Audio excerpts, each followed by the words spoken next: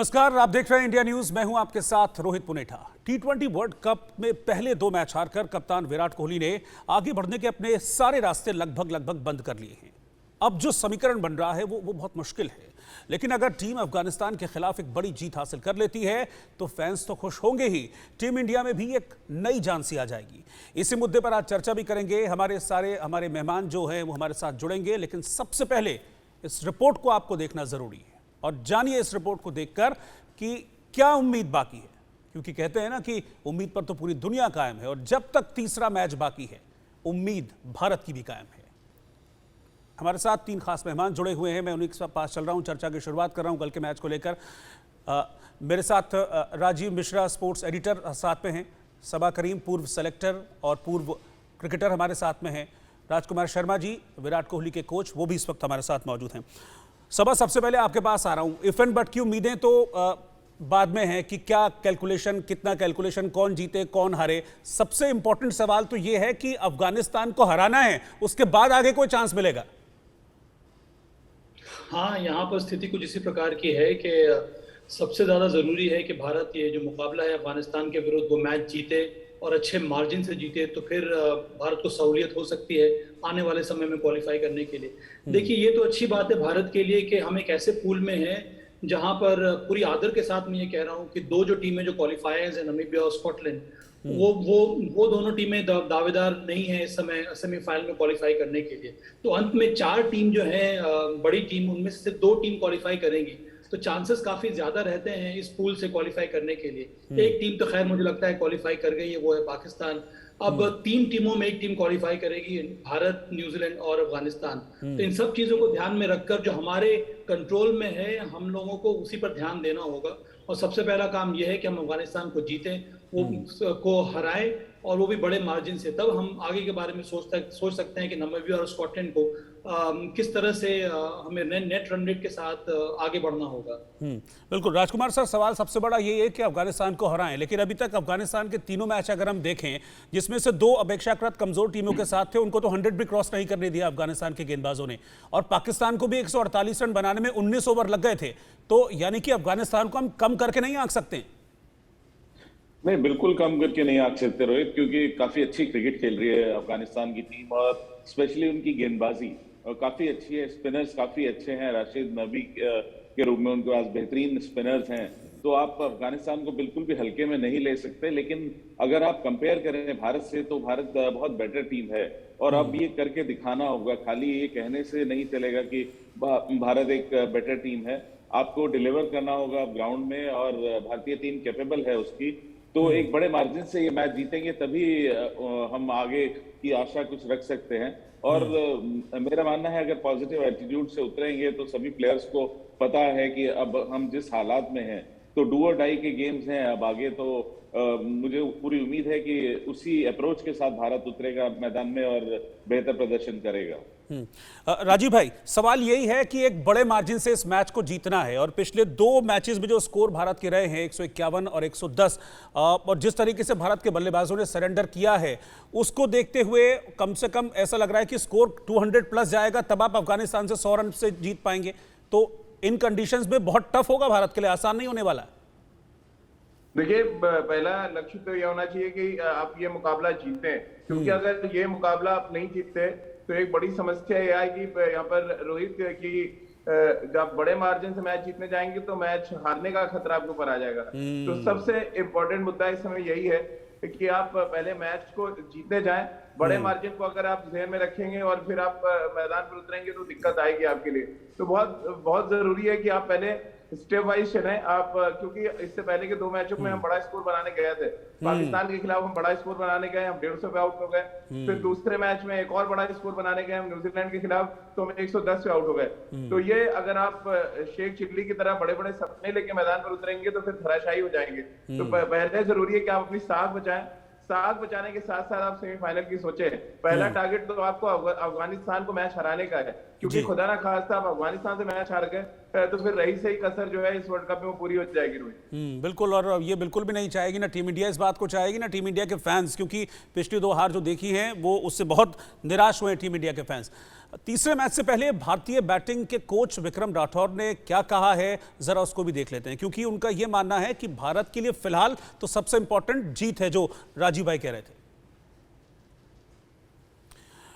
तो विक्रम राठौर जो कि टीम के बैटिंग कोच हैं, उनका ये कहना है कि स्ट्राइक रोटेशन कहीं ना कहीं टीम इंडिया के लिए बड़ी प्रॉब्लम है। सभा के पास चल रहा हूं, सभा से इसका मैं जवाब लूंगा। सभा, अभी जो विक्रम राठौर हैं वो भी इस चीज़ को देख रहे हैं और वो भी इस चीज़ को कह रहे हैं कि प्रॉब्लम कहीं ना कहीं स्ट्राइक रोटेशन में है, और सवाल ये है कि फिर इसको दूर कैसे किया जाएगा। ये बहुत इंपॉर्टेंट है, यानी कि कोऑर्डिनेशन की कमी है कहीं ना कहीं। अगर 2 बल्लेबाज क्रीज पर उतर रहे हैं और वो स्ट्राइक रोटेट नहीं कर पा रहे हैं, दैट मीन्स कि कुछ प्रॉब्लम है कोऑर्डिनेशन में। कोऑर्डिनेशन से ज़्यादा अब जो दिक्कत आ रही है वो ये है कि स्ट्राइक रोटेशन के लिए बहुत ज़रूरी है कि आप विकेट के मुताबिक, सिचुएशन के मुताबिक बल्लेबाजी करें, जो पिछले 2 मैच में देखने को नहीं मिला है। और मैं अभी भी मानता हूं कि हम मुद्दे पर नहीं जा रहे हैं। मुद्दा ये नहीं है कि हम बड़े शॉट्स एग्जीक्यूट नहीं कर पा रहे हैं। मुद्दा ये है कि हम सिचुएशन के मुताबिक बल्लेबाजी नहीं कर पा रहे हैं। जहां पर हमें फील्ड के मुताबिक शॉट्स खेलने होंगे, जहां में हमारा शॉट सिलेक्शन अच्छा होना चाहिए, वहां पर हम बड़े बड़े शॉट्स खेलने जा रहे हैं। तो उसकी आवश्यकता है नहीं। अगर आप सिर्फ ध्यानपूर्वक शॉट सिलेक्शन पर ध्यान देंगे और आपकी कोशिश यही होगी कि फील्ड के मुताबिक रन्स बनाएं, शॉट्स लगाएं, तो वहां पर बड़े शॉट खेलने की आवश्यकता नहीं है। तभी आप साझेदारी बिल्ड कर सकते हैं, तभी आप बीच बीच में शॉट्स लगा सकते हैं जहां से आपको कम से कम बाउंड्री मिलती रहे। तभी आप स्ट्राइक रोटेट करते रहेंगे, तभी आप एक चैलेंजिंग स्कोर सेट करेंगे विपक्षियों के लिए। बिल्कुल। और राजीव भाई, कुछ दिन पहले आपने इसको लेकर एक शो भी किया था कि मतलब स्ट्राइक रेट की जरूरत उतनी नहीं है जितना स्ट्राइक रोटेट करने की जरूरत है। देखिए, स्ट्राइक रोटेट तो जरूरी है। अब किसी भी फॉर्मेट में अगर आप गेंदबाज को सेटल होने का मौका देंगे, यानी कि आप मुसीबत को दावत दे रहे हैं, तो स्ट्राइक रोटेट करने से गेंदबाज को भी अपनी लाइन और लेंथ को बदलना पड़ता है। और ये बात विक्रम राठौर समझते हैं। लेकिन सबसे ज्यादा जरूरी है यहाँ पर रोहित भाई कि आप अपने माइंडसेट को चेंज करें और एक सेटल बैटिंग कॉम्बिनेशन खिलाएं। क्योंकि पहले मैच में कोई और बैटिंग कॉम्बिनेशन, सेकंड मैच में कोई और बैटिंग कॉम्बिनेशन। अब अफगानिस्तान के खिलाफ आपको एक बड़े मार्जिन से मैच जीतना है, तो फिर आप कोई बड़ा एक्सपेरिमेंट कर देंगे, तो बहुत ज्यादा एक्सपेरिमेंट भी आपको नुकसान पहुंचा रहा है। और इस वर्ल्ड कप में अगर आप देखें, जिन टीमों का बैटिंग ऑर्डर सेटल है, वो इंग्लैंड हो, पाकिस्तान हो या आप दक्षिण अफ्रीका देख लें, एक सेटल बैटिंग ऑर्डर के साथ है, तो वो टीमें सक्सेसफुल हो रही है। तो आपको ये देखना पड़ेगा कि आप एक तो अपना माइंडसेट बदलें और दूसरा बहुत ज्यादा एक्सपेरिमेंट ना करें। देखिए, जो चीज आपके हाथ से निकल गई है उसको आप पकड़ने की कोशिश कर रहे हैं। यहाँ पे 2 मैच आप हार चुके हैं, टूर्नामेंट से आप ऑलमोस्ट बाहर है। अब एक और बड़ा एक्सपेरिमेंट करके आप एक मुसीबत दावत ना दें, अफगानिस्तान जैसी टीम को आप अपने ऊपर हावी ना होने दें। सबसे बड़ा इंपॉर्टेंट चैलेंज इस समय टीम मैनेजमेंट के सामने यही होगा रोहित। बिल्कुल। और राजकुमार सर, अभी कैप्टन के दिमाग में क्या इस वक्त चल रहा होगा? 2 मैच आप ऑलरेडी हार चुके हैं, तलवार आपके ऊपर लटक रही कि अगला मैच अगर आप हारते तो टूर्नामेंट से बाहर हो जाएंगे, और एज ए कैप्टन भी ये आखिरी टूर्नामेंट है विराट के लिए, तो क्या दिमाग में चल रहा होगा? किस माइंडसेट के साथ उतरने की जरूरत है?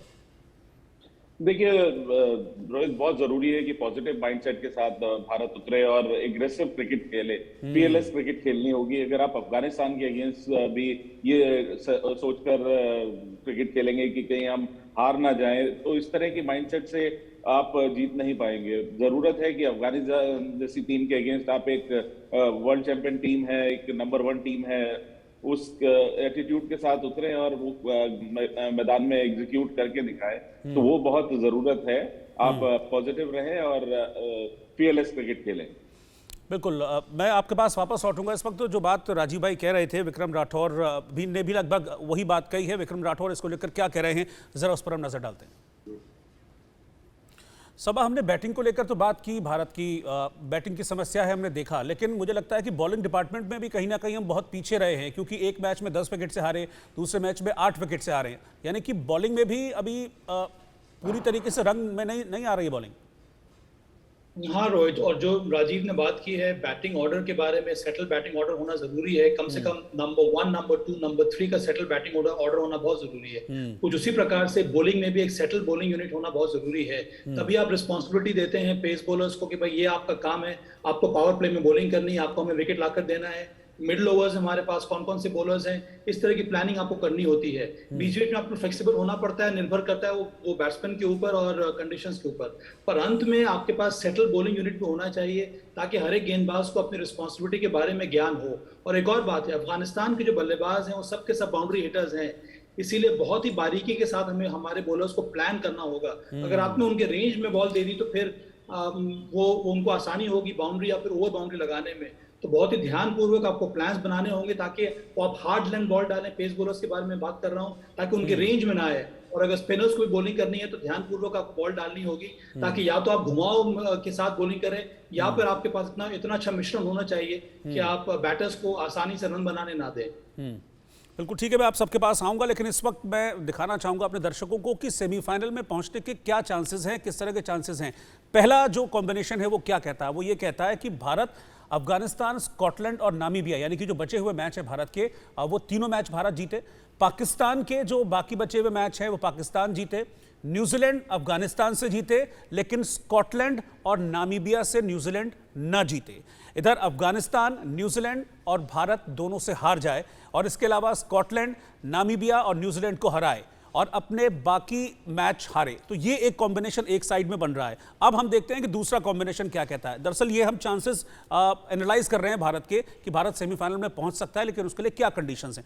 दूसरी कंडीशन ये कहती है कि पाकिस्तान जो अपने बाकी बचे हुए मैच हैं उनको जीत जाए, अफगानिस्तान न्यूजीलैंड से जीते और भारत से हारे। न्यूजीलैंड अफगानिस्तान से हारे, लेकिन स्कॉटलैंड और नामीबिया से वो अपने मैच जीत जाए, और भारत अपने बाकी बड़े मैच बड़े अंतर से, यानी कि ह्यूज मार्जिन से जीते, और रन रेट न्यूजीलैंड और अफगानिस्तान से ज्यादा रखे। स्कॉटलैंड एक भी मैच ना जीते और नामीबिया एक जीत के साथ ग्रुप स्टेज को खत्म करे। तो ये दो पॉसिबिलिटीज मेरे राइट और लेफ्ट जो आप देख रहे हैं, ये फिलहाल पॉसिबिलिटीज बनती हुई नजर आ रही हैं, किस लिए कि भारत इस टूर्नामेंट में बना रहे। तो बहुत इंपॉर्टेंट है राजकुमार सर, ये पॉसिबिलिटीज हैं, लेकिन ये इफ एंड बट है। सबसे इंपॉर्टेंट कल का मैच है। बिल्कुल, भारत देखिए, को टूर्नामेंट फोकस रहना होगा। राजीव मेरे से क्वेश्चन पूछा है उन्होंने, तो ये मेरा मानना है कि भारत को अपने मैचेस पे ज्यादा फोकस्ड रहना है। बाद में वेट करना है कि आगे क्या होता है। जिस चीज में आप कंट्रोल नहीं कर सकते उसकी तरफ ज्यादा ध्यान ना दें कि आप स्कॉटलैंड न्यूजीलैंड को हरा पाता है या नहीं हरा पाता, उसमें आपका कोई रोल नहीं है। हमारा रोल है कि हम अपने मैचेस में अच्छे से खेलें, एक बड़े मार्जिन से हराएं अफगानिस्तान को, और आने वाले बाकी दो मैच भी बड़े मार्जिन से जीते। उसके बाद जो होगा वो देखा जाएगा। बिल्कुल, लेकिन राजीव सवाल यही है कि अगर आप शुरुआत से ही अच्छा परफॉर्म करते तो शायद ये नौबत आती ही नहीं इस तरह के सब सारे समीकरण जोड़ने की कि ये होगा वो होगा। अगर आप शुरू में अच्छी क्रिकेट खेल लेते, जो दो मैचेस आपके रहे इंपॉर्टेंट मैचेस, उसमें तो बहुत खराब परफॉर्मेंस रहा। बिल्कुल, और देखिए इस टूर्नामेंट जब शुरू आता है तो आप बहुत तेजी के साथ दौड़ सकते थे, लेकिन अब आप दो मैच हार के लंगड़े हो चुके हैं, और अब आपको दूसरे की बैसाखी की जरूरत है। अगर सही मायनों में एनालिसिस करें इस टूर्नामेंट का, और दूसरों की बैसाखी के सहारे आप इस टूर्नामेंट में आगे बढ़ना चाहते हैं, यानी कि अफगानिस्तान को आप पहले हरा दें, फिर आपको इंतजार करना पड़ेगा 7 तारीख का कि न्यूजीलैंड को अफगानिस्तान हराते हैं। तो कुल मिलाकर देखिए, गेम में गणित नहीं चलता। आप अपनी स्किल और अपने जो मानसिक मजबूती है उसके सहारे आप बड़े टूर्नामेंट्स में आगे बढ़ते हैं। बैसाखी के सहारे बहुत रेयर होता है कि आपकी किस्मत साथ दे दे और अफगानिस्तान न्यूजीलैंड को हरा दे। ये सारी समीकरण बात के हैं। आपको मैच दर मैच अब चलना पड़ेगा। अफगानिस्तान से आपका मैच है, आप अपना 100% दें, वहां पे अच्छी टीम खिलाएं। सबसे इंपॉर्टेंट है मेरे लिए, जो अभी तक ना विक्रम राठौर एड्रेस कर पाए, ना कप्तान विराट कोहली, रोहित, सबसे इंपॉर्टेंट है कि आप सही टीम खिलाएं। जब तक आप सही टीम का कॉम्बिनेशन नहीं उतारेंगे मैदान पे, चाहे टीम कोई भी हो। देखिए 20 ओवर की क्रिकेट है, 120 गेंदों का मामला है। 120 गेंदों के लिए अगर कॉम्बिनेशन नहीं है तो अफगानिस्तान भी आप पे भारी पड़ सकती है। और हमें नहीं भूलना चाहिए कि one of the best bowling attack, spin bowling attack जो है खास तौर से वो अफगानिस्तान टीम के पास है। तो बहुत खतर रहकर हमें अफगानिस्तान के खिलाफ मैच में उतरना पड़ेगा। बिल्कुल सबा, राशिद और मुजीब, इन दोनों से बहुत सावधान रहने की जरूरत होगी। इनिशियल अटैक कर रहे हैं और बहुत इंप्रेसिव साबित हो रहे हैं। 3 स्पिनर्स हैं और तीनों क्वालिटी स्पिनर्स हैं। तीनों को अनुभव है ग्लोबल T20 लीग्स खेलने का। तीनों को अनुभव है भारतीय कंडीशंस में बॉलिंग करने का, भारतीय बैटर्स के विरुद्ध बॉलिंग करने का। तो मुझे लगता है कि बहुत ही शानदार ये मुकाबला होने वाला है। मैं फिर वापस जा रहा हूं अपनी बात पर, ये नेट रन रेट बहुत जरूरी है, इसके ऊपर ध्यान देना बहुत जरूरी है। अगर हम नेट रन रेट को ध्यान में रखकर अगर हम ये मैच नहीं खेलेंगे, तो अगर हम मैच जीत भी जाएं तो कोई फर्क पड़ता नहीं है। फिर आपको आने वाले समय में नामीबिया और स्कॉटलैंड के विरुद्ध बहुत बड़ा मार्जिन की जरूरत पड़ेगी।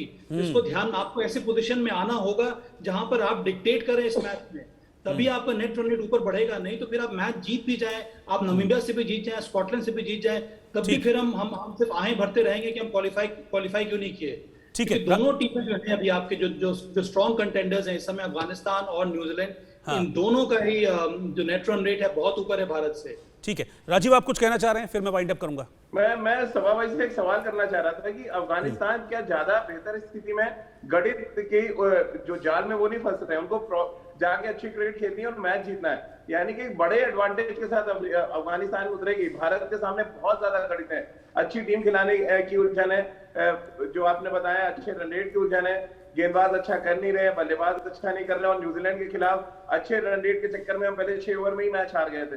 तो क्या ये उलझने भारत को और नीचे की तरफ ले जा रही है और अफगानिस्तान जो खुली हुई क्रिकेट खेल रही है, बिंदास क्रिकेट खेल रही है, कुछ वैसी क्रिकेट वो खेलेंगे? हाँ राजीव, इसमें कोई शक नहीं है कि अफगानिस्तान फिर से बहुत ही क्लैरिटी के साथ मैदान में उतरेगा। उनके ऊपर कोई दबाव नहीं है। उनको पता है अभी भी ये 2 मैचेस हारने के बाद भी जो फेवरेट टीम है वो भारत ही है, तो उनको वो प्रेफर कर रहे हैं अंडरडॉग होकर मैदान में उतरना। वही उन्होंने पाकिस्तान के खिलाफ भी किया था और वही वो भारत के खिलाफ भी करेंगे। तो बहुत ही कड़ी चुनौती है यहाँ पर भारत के लिए। ठीक है, बहुत बहुत शुक्रिया आप तीनों का, राजीव, राजकुमार जी और सबा, हमारे साथ जुड़ने के लिए। तो कुल मिलाकर कल का मैच बहुत इंपॉर्टेंट होने जा रहा है भारत के लिए, और अगर कल भारत अफगानिस्तान को हराने में कामयाब रहता है, जो मैच अफगानिस्तान के अगेंस्ट होने वाला है उसमें भारत अगर कामयाब रहता है, तो फिर आगे सेमीफाइनल की राह भारत के लिए खुली। नमस्कार।